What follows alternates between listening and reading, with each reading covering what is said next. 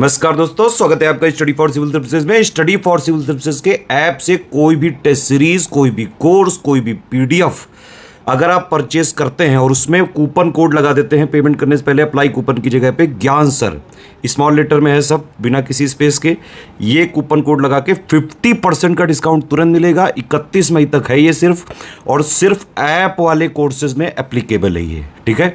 तो study for civil service में कई सारी टेस्ट सीरीज हैं, यूकेपीएससी है, बीपीएससी है, यूपीपीसीएस है, आरओ है, बीईओ वाली है ना। टेस्ट पीडीएफ में कई सारी पीडीएफ होती हैं, और कोर्सेज में भी कई सारे कोर्सेज, स्टडी मटेरियल और वीडियो कोर्सेज भी हैं। यूपीपीसीएस एग्रीकल्चर सर्विसेज वाला भी कोर्स है, कई सारे और कोर्स आने वाले हैं इसमें। बाइलिंगुअल फॉर्मेट में Madhya Pradesh special current affair हम लोग डिस्कस करेंगे जनवरी मंथ 2024 का।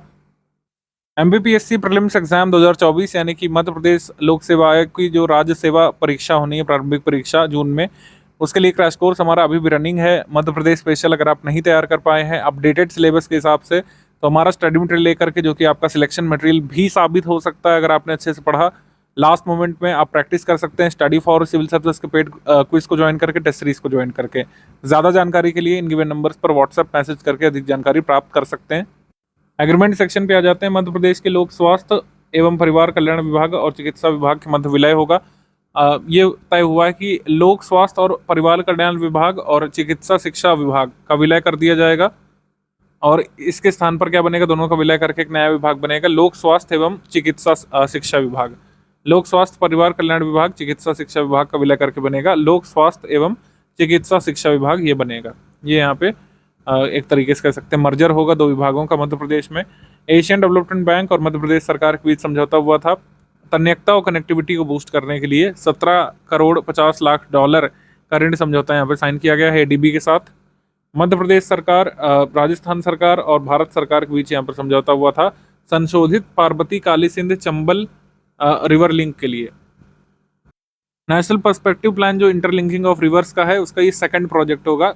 इसके तहत पार्वती काली सिंध चंबल का यहाँ पे इंटरलिंकिंग की जाएगी। ये सेकंड प्रोग्राम है इंटरलिंकिंग ऑफ रिवर्स का। तो फर्स्ट कौन सा है आपसे अगर पूछे तो, first programme under interlinking of river project under national perspective plan, ये केन बेतवा है। Ken Betwa river interlinking project, ये पहला प्रोजेक्ट था, और ये दूसरा है जो है government of Madhya Pradesh, government of Rajasthan के बीच modified Parvati Kali Sindh Chambal river linking project. Appointment section में आ जाएंगे श्री नागर सिंह चौहान, अनुसूचित जाति कल्याण मंत्री। ये प्रोजेक्ट अप्रेजल सह कन्वर्जेंस समिति के अध्यक्ष बनाए गए हैं। प्रधानमंत्री अनुसूचित जाति अभ्युदय योजना के निर्देशों के अनुरूप प्रोजेक्ट अप्रेजल सह कन्वर्जेंस समिति गठित की गई है, इसके अध्यक्ष बनाए गए हैं नागर सिंह चौहान। स्नेहा सेन, ये डबरा ग्वालियर से बिलोंग करती हैं, मध्य प्रदेश बेसबॉल बालिका टीम की कप्तान बनी है। श्रीमती वीरा राणा, मुख्य सचिव जो है माध्यमिक शिक्षा मंडल मध्य प्रदेश का अतिरिक्त प्रभार इनको दिया गया है। माध्यमिक शिक्षा मंडल के अध्यक्ष बनी है ये। संजय बंदोपाध्याय, कर्मचारी चयन मंडल के अध्यक्ष। श्री आयदल सिंह कंशाणा, ये कृषि किसान कल्याण और विकास मंत्री इस समय मध्य प्रदेश की सरकार में। मध्य प्रदेश राज्य कृषि विपणन मंडी बोर्ड के अध्यक्ष इनको बनाया गया है, और नई वेबसाइट भी इन्होंने लॉन्च की थी जिसका नाम है मंडीबोर्ड.in। श्री चैतन्य कुमार कश्यप, सूक्ष्म लघु और मध्यम उद्यम मंत्री, मध्य प्रदेश लघु उद्योग निगम के संचालक मंडल के अध्यक्ष बने। प्रीति राजक, नर्मदापुरम मध्य प्रदेश को बिलोंग करती हैं, भारतीय सेना में पहली महिला सूबेदार के तौर पर नियुक्त हुई है, फर्स्ट एवर विमेन सूबेदार इन इंडियन आर्मी, और इससे पहले शूटिंग डिसिप्लिन से आर्मी में एज अ हवलदार ये शामिल हुई थी। अब ये फर्स्ट वुमेन सूबेदार बन गए इंडियन आर्मी में, प्रीति राजक, नर्मदापुरम मध्य प्रदेश से। अवार्ड्स एंड ऑनर्स की बात करेंगे तो MS Swaminathan, professor BR Kamboj को ये पुरस्कार मिला है, MS स्वामीनाथन पुरस्कार। ये हरियाणा कृषि विश्वविद्यालय के उप कुलपति हैं, वाइस चांसलर हैं। प्रोफेसर BR कंबोज को यह पुरस्कार मध्य प्रदेश के ग्वालियर में राजमाता विश्वराजे सिंधिया कृषि विश्वविद्यालय में जो एक स्वास्थ्य एक विश्व विषय पर जो अंतर्राष्ट्रीय सम्मेलन हुआ था उसमें प्रदान किया गया था। मतलब सम्मेलन कहाँ पे हुआ था, राजमाता विश्वराजे सिंधिया कृषि विश्वविद्यालय में, इस वजह से इंपॉर्टेंट है। प्रोफेसर BR कंबोज हरियाणा से हैं, ये नहीं है मध्य प्रदेश से, ध्यान रख सकते हैं। भारत सरकार का एक्सीलेंस अवार्ड मध्य प्रदेश को मिला है। जल विज्ञान परियोजना पर राष्ट्र स्तरीय स्टीयरिंग कमेटी ने जल विज्ञान क्षेत्र में किए जा रहे नवाचार के लिए मध्य प्रदेश का चयन यहाँ पर किया था। भारत सरकार का एक्सीलेंस अवार्ड यहाँ पर मध्य प्रदेश का चयन इसमें जल विज्ञान में उनके इनोवेशंस यानी नवाचार के लिए किया गया है। स्मार्ट सिटी अवार्ड में बेस्ट स्मार्ट सिटी का जो अवार्ड मिला था वो इंदौर को मिला था। ये अवार्ड किस कैटेगरी में मिला? Excellent performance in cleanliness, innovation, infrastructure development and transportation. Government India PSU IT forum 2023 award, ये मध्य प्रदेश मध्य क्षेत्र विद्युत वितरण कंपनी डिजिटल प्रणाली लागू करने के लिए ये मिला है Madhya Pradesh central area electricity distribution company को। वर्ल्ड वर्ष 2022 में राज्यों की स्टार्टअप रैंकिंग में लीडर राज्य का सम्मान मिला है मध्य प्रदेश को। तो स्टार्टअप रैंकिंग जारी की गई थी, उसमें लीडर राज्य है मध्य प्रदेश। अभी तक की लेटेस्ट स्टार्टअप रैंकिंग 2022 में किस कैटेगरी में है? लीडर की श्रेणी में। Skoch order of merit award 2023 Madhya Pradesh pollution control board को मिला है। Skoch order of merit award वर्ष 2023 के चुनावों के संचालन के कार्य में उत्कृष्ट प्रदर्शन के लिए सम्मान श्री रोहित सक्सेना को मिला है। निवाड़ी जिला पंचायत के मुख्य कार्यपालक अधिकारी रहे थे। तो पंचायत चुनाव इन्होंने सही से कराए थे, इसके लिए रोहन सक्सेना को ये पुरस्कार प्रेसिडेंट जी की तरफ से मिला था। हिंदी रक्षक अंतर्राष्ट्रीय सम्मान ये प्रोफेसर मधुलिका शुक्ला को मिला है, जो इंदौर से हैं, शिक्षा के क्षेत्र में मिला है। जगमोहन डालमिया ट्रॉफी 2021-22, 2022-23 इसमें देखें तो जूनियर घरेलू श्रेणी में सौम्या तिवारी को मिला है। वैष्णवी शर्मा को 22-23 के लिए बीसीसीआई के द्वारा ये पुरस्कार दिया जाता है। जगमोहन डालमिया ट्रॉफी सौम्या तिवारी को, वैष्णवी शर्मा को, दोनों मध्य प्रदेश से हैं। सर्वश्रेष्ठ पावर स्टेशन कॉम्प्लेक्स का पुरस्कार सतपुड़ा ताप विद्युत ग्रह जो कि सरनी में है, इसे मिला है। सतपुड़ा थर्मल पावर प्लांट जो सरनी में है, सरनी कहाँ पर है? ये बैतूल में है, बैतूल डिस्ट्रिक्ट में। स्वच्छ सर्वेक्षण 2023 पुरस्कारों में मध्य प्रदेश बहुत आगे रहता है हमेशा से ही। तो ओवरऑल श्रेणी में इंदौर लगातार 7वीं बार यहाँ पर टॉप पर आया था। कंटोनमेंट श्रेणी में महू छावनी बोर्ड मध्य प्रदेश इंदौर में जो महू छावनी बोर्ड है कंटोनमेंट श्रेणी में टॉप पर आया था। राज्यों में सर्वश्रेष्ठ प्रदर्शन करने वाले शहर मध्य प्रदेश राज्य में 1 लाख से अधिक जनसंख्या की श्रेणी में 5वां सबसे स्वच्छ शहर कौन सा था? भोपाल। 1 लाख से कम जनसंख्या की श्रेणी में फास्ट मूविंग सिटी बना था नौरोजाबाद प्रथम स्थान पर, अमरकंटक द्वितीय स्थान पर। मध्य प्रदेश राज्य में 15 से 25 हज़ार की जनसंख्या की श्रेणी में स्वच्छ शहर ये था बुधनी। और शीर्ष 2 राज्यों की रैंकिंग में मतलब शीर्ष 3 राज्यों की रैंकिंग में ओवरऑल इंडिया में महाराष्ट्र सेकंड नंबर पर। इसमें इस बार महाराष्ट्र जो है फर्स्ट पर था, मध्य प्रदेश सेकंड नंबर पर था, ये ध्यान रख सकते हैं। तो ये स्वच्छ सर्वेक्षण के हो गए। इसके बाद प्रधानमंत्री राष्ट्रीय बाल पुरस्कार देखें, इसमें अवनीश तिवारी जो इंदौर मध्य प्रदेश से, इनको समाज सेवा कैटेगरी में पुरस्कार मिला था। राष्ट्रीय एक जिला एक उत्पाद पुरस्कार में देश भर के जिलों को सम्मानित किया गया था। इसमें बुरहानपुर जिले को केले के लिए स्पेशल मेंशन अवार्ड मिला था। बुरहानपुर केले के लिए फेमस है, आपको पता होना चाहिए। पद्म पुरस्कारों की बात करें तो जिन लोगों को पद्मश्री मिला है मध्य प्रदेश से वो कौन कौन है? कालूराम बामनिया कला के क्षेत्र से, सत्येंद्र सिंह लोहिया खेल के क्षेत्र से, भगवती लाल राजपुरोहित शिक्षा और साहित्य के क्षेत्र से, और ओम प्रकाश शर्मा कला के क्षेत्र से। तो ये आपको याद रखना है, 4 अवार्डीज हैं सब मिला करके। राष्ट्रीय युवा उत्सव में लोकगीत एवं भाषण में पुरस्कार जो है महाराष्ट्र के नासिक में जो युवा उत्सव हुआ था उसमें प्रदान किए गए थे। सुश्री उमा वर्मा को लोकगीत पणिहारी गीत के लिए द्वितीय पुरस्कार मिला था। शिखा सिकरवार को विकसित भारत का संकल्प विषय पर भाषण के लिए 3rd प्राइज यहाँ पर मिला था। ये दोनों पार्टिसिपेंट्स हैं मध्य प्रदेश से। भगवान श्री राम के जीवन चरित्र पर आधारित पेंटिंग प्रदर्शनी में 3 वर्ल्ड रिकॉर्ड यहाँ पर बनाए गए थे। इसमें Indore association of unaided CBSE school नगर निगम और इंदौर सहोदय स्कूल ने भगवान राम के जीवन पर पेंटिंग करके golden book of record, Asia book of record और वर्ल्ड बुक ऑफ रिकॉर्ड में नाम दर्ज किए थे। तो स्कूल्स का नाम ध्यान रखिएगा, कौन से स्कूल ने ये पुरस्कार जीता। ऑब्वियसली इसमें देख लेते हैं। श्री अशोक वक्त ये साहित्यकार ही नहीं रहे। श्री परशुराम शुक्ला विराही ये नहीं रहे, विरही। डॉक्टर धनंजय वर्मा ये साहित्यकार थे, नहीं रहे। मिलिंद कनमड़ीकर मध्य प्रदेश क्रिकेट एसोसिएशन के पूर्व सचिव भी नहीं रहे। स्कीम्स कैंपेन देख लेते हैं जनवरी मंथ 2024 की। रानी दुर्गावती श्री अन्न प्रोत्साहन योजना मध्य प्रदेश सरकार की जो है, मध्य प्रदेश के मुख्यमंत्री डॉक्टर मोहन यादव ने 3 जनवरी 2024 को रानी दुर्गावती श्री अन्न प्रोत्साहन योजना को मंजूरी दी है। इसकी अवधि क्या रहेगी? 2023-24 से लेकर 25-26 तक। इसमें कुल मिलाकर उद्देश्य है कि राज्य सरकार एफपीओ द्वारा बनाए गए फेडरेशन द्वारा क्रैक किए जाने वाले कोदो कुटकी जो कि इम्पोर्टेंट मिलेट क्रॉप होती है मध्य प्रदेश में, इसमें न्यूनतम क्रय मूल्य तो देगी, साथ ही सहायता राशि भी देगी जिससे किसान इसे उगाते रहें। ये डीबीटी के माध्यम से दिया जाएगा। अच्छा, डीबीटी की जो हम लोग बात करते हैं, डीबीटी सबसे पहले केंद्र सरकार ने कब इंट्रोड्यूस की थी, वो वर्ष क्या था? वो वर्ष था 2013, ये ध्यान रखिएगा, 2013। इंग्लिश मीडियम में भी है, आप इसको देख सकते हैं। मध्य प्रदेश स्टार्टअप नीति एवं कार्यान्वयन योजना 2022 में संशोधन किया गया है। अच्छा, रानी दुर्गावती श्री अन्न प्रोत्साहन योजना में कितना प्रोत्साहन दिया जाएगा? 1,000 रुपये प्रति क्विंटल दिया जाएगा, ये ध्यान रख सकते हैं। मध्य प्रदेश स्टार्टअप नीति कार्यान्वयन योजना में जो संशोधन किया गया है, इसमें स्टार्टअप्स को यहाँ पर कुछ सहायता देंगे, जो अलग अलग तरीके के एक्सपीडिशंस में भाग लेंगे स्टार्टअप। जैसे घरेलू आयोजन में सहभागिता यदि कोई मध्य प्रदेश का स्टार्टअप करता है तो उसमें होने वाले व्यय का 75% अधिकतम 50,000 रुपये की प्रतिपूर्ति प्रदेश सरकार करेगी। भारत से बाहर अगर कोई पार्टिसिपेट करने जाता है मध्य प्रदेश का स्टार्टअप कहीं पर, तो उसमें 1,50,000 रुपये की सहायता या अधिकतम 75% राशि यहाँ पे वहन की जाएगी। एक स्टार्टअप को एक वित्तीय वर्ष में अधिकतम एक बार और पूरे जीवन काल में 2 बार की सहायता मध्य प्रदेश सरकार देगी।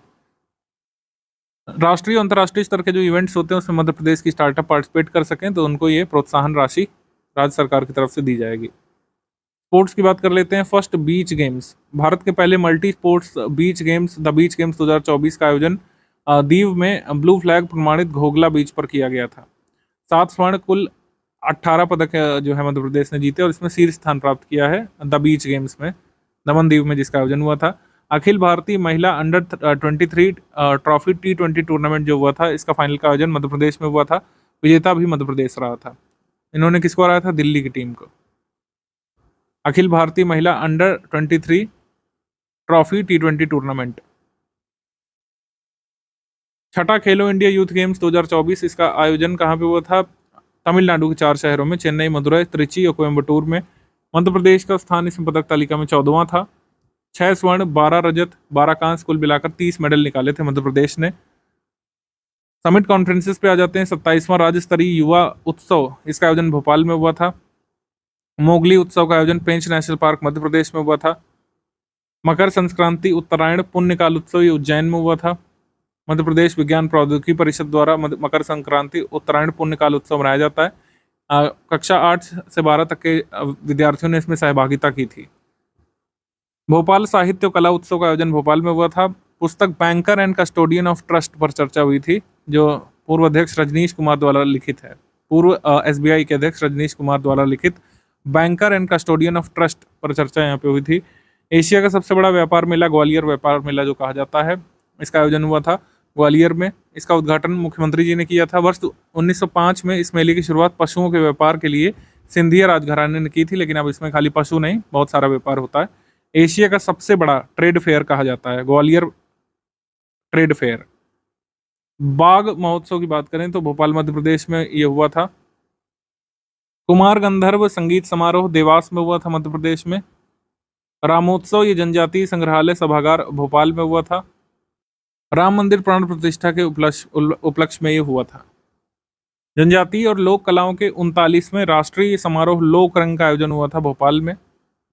संस्कृति विभाग द्वारा आयोजित किया गया था 39वां राष्ट्रीय समारोह लोक रंग।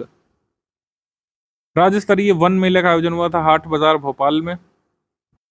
वन विभाग और राज्य लघु वनोपज व्यापार और विकास सहकारी संघ द्वारा इसका आयोजन किया गया था।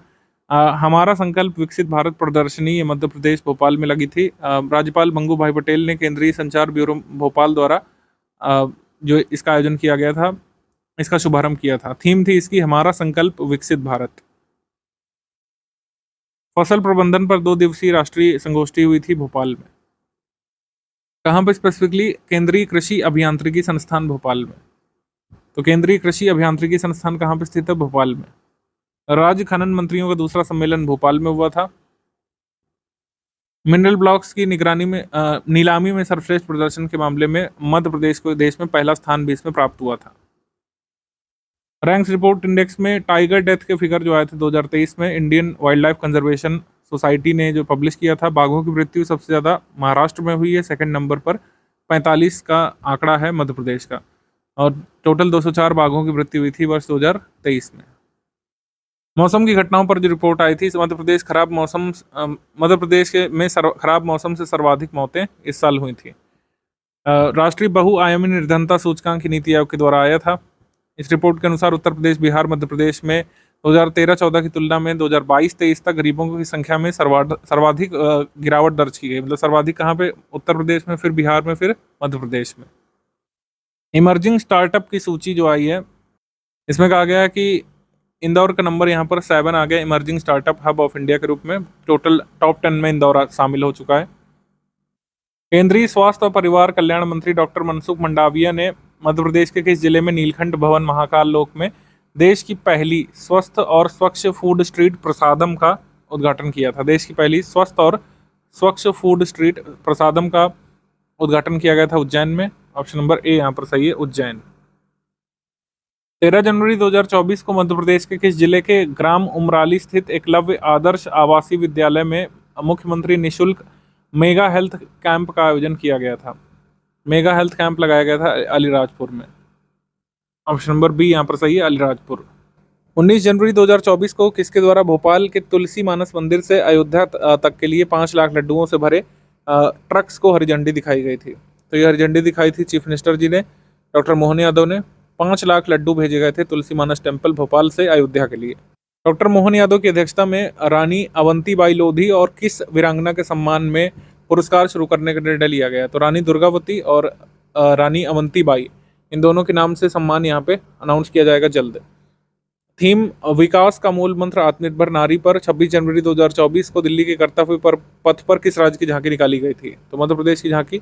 ऑप्शन नंबर डी यहाँ पर सही है। मतलब मध्य प्रदेश की झांकी 2024 जो थी उसकी थीम क्या थी? विकास का मूल मंत्र आत्मनिर्भर नारी। ऑप्शन नंबर डी यहाँ पर सही है। मध्य प्रदेश के कितने आदिवासी विकास खंडों में रानी दुर्गावती प्रशिक्षण केंद्र खोले जाएंगे? तो रानी दुर्गावती प्रशिक्षण केंद्र खोले जाएंगे 89 कह सकते हैं ट्राइबल डेवलपमेंट ब्लॉक्स में। इसमें क्या होगा कि स्वरोजगार के लिए विविध विधाओं में प्रशिक्षण दिया जाएगा। ई लाइब्रेरी की सुविधा आदिवासी युवाओं को उपलब्ध होगी, जिसमें ऑनलाइन क्लासेस, विशिष्ट पढ़ाई की सुविधा, संघ लोक सेवा आयोग, मध्य प्रदेश लोक सेवा आयोग की परीक्षाओं की तैयारी हेतु जो है कोचिंग दी जाएगी। अखिल भारतीय अखाड़ा परिषद द्वारा पंचायती निरंजनी अखाड़ा हरिद्वार में सनातन भूषण की उपाधि किसे दी गई थी? तो chief minister of Madhya Pradesh को दी गई थी, मोहन यादव को। Option number A. All India Akhara Parishad जो है निरंजनी अखाड़ा हरिद्वार में सनातन भूषण की उपाधि दी गई डॉक्टर मोहन यादव को। मध्य प्रदेश में महिला सशक्तिकरण सप्ताह कब से कब तक बनाया गया था? ये बनाया गया था 10 से 15 जनवरी के बीच। ऑप्शन नंबर ए यहाँ पर सही है, महिला सशक्तिकरण सप्ताह। संस्कृति विभाग एवं जिला प्रशासन के द्वारा मध्य प्रदेश के कितने जिलों में 10 दिवसीय श्री लीला समारोह का आयोजन हुआ था? श्री लीला समारोह का आयोजन किया गया था 28 जिलों में। ऑप्शन नंबर सी यहाँ पर सही है, 28 जिलों में आयोजन हुआ था। मध्य प्रदेश के कितने जिले में 11 और 12 जनवरी 2024 तक राज्य स्तरीय वर्ल्ड पावर चैंपियनशिप या इंग्लिश ओलंपियाड का आयोजन किया गया था? तो इंग्लिश ओलंपियाड का आयोजन किया गया था सीहोर में। ऑप्शन नंबर डी, सीहोर में। हमारे एमपीपीएससी के एग्जाम में आपको पता है कि जिलों के साथ कई चीज़ों को कनेक्ट करके क्वेश्चन पूछते हैं, जैसे उद्योग हो गया, नदियां हो गई और कृषि हो गई, तो इसको लिंक करके पूछते हैं। तो सीहोर के किनारे कोई एक नदी जो है उसका नाम आप कमेंट करके बताइए, और कोई एक उद्यम जो सीहोर में प्रसिद्ध है उसका नाम कमेंट करके बताइए। कृषि में जो फसल सीहोर में उगती है उसका नाम आप कमेंट करके चाहें तो बता सकते हैं। मध्य प्रदेश के किस जिले के शासकीय उच्चतर माध्यमिक विद्यालय के कक्षा 12 के छात्र अर्जुन सिंह को जादौन के वीरगाथा आलेख को राष्ट्रीय स्तर पर सर्वश्रेष्ठ आलेखों में चुना गया है? गणतंत्र दिवस में इनको सम्मानित किया गया था। ये बिलोंग करते हैं भोपाल से। ऑप्शन नंबर सी यहाँ पर सही है। मध्य प्रदेश में 12 जनवरी 2024 पर किसके जन्मदिन पर युवा दिवस के अवसर पर सामूहिक सूर्य नमस्कार आयोजित किया गया था? तो ऑब्वियस सी बात है, हम लोग नेशनल यूथ डे मनाते हैं स्वामी विवेकानंद जी की जयंती पर। ऑप्शन नंबर बी यहाँ पर सही है, स्वामी विवेकानंद।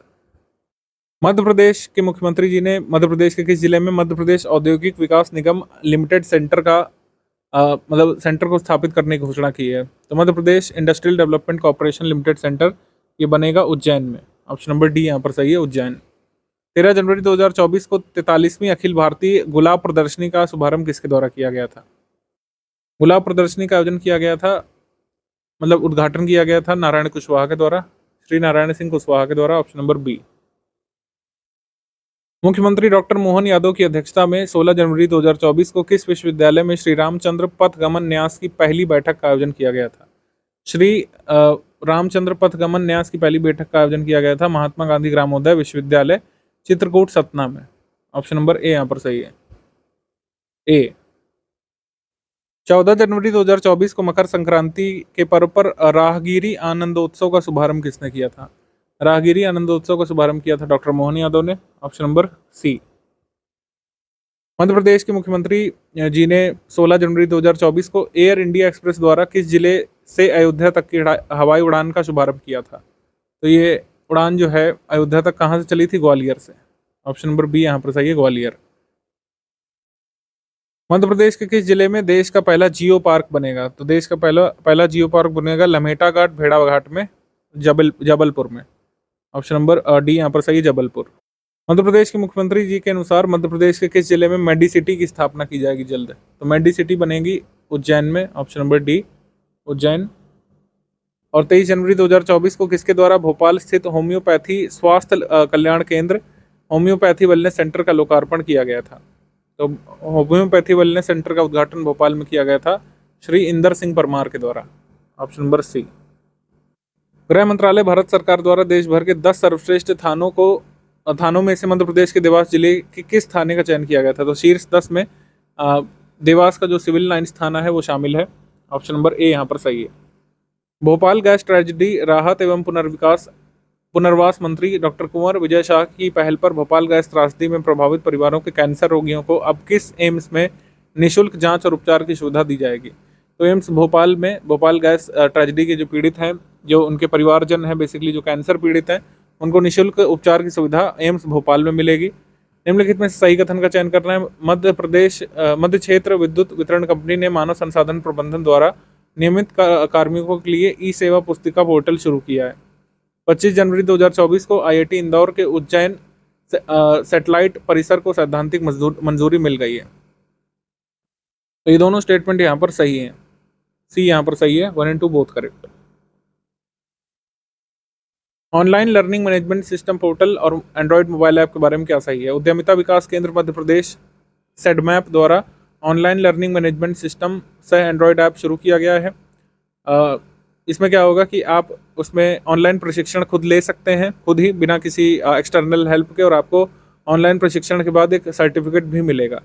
यह प्रशिक्षण हिंदी इंग्लिश दोनों में उपलब्ध है, और पहले वीडियो होगा, फिर अंत में प्रश्नोत्तरी होगी, यानी कि क्विज होगी, और उसमें अंक भी रखे गए हैं। जितना आप सॉल्व करेंगे उतने का सर्टिफिकेट आपको मिल जाएगा।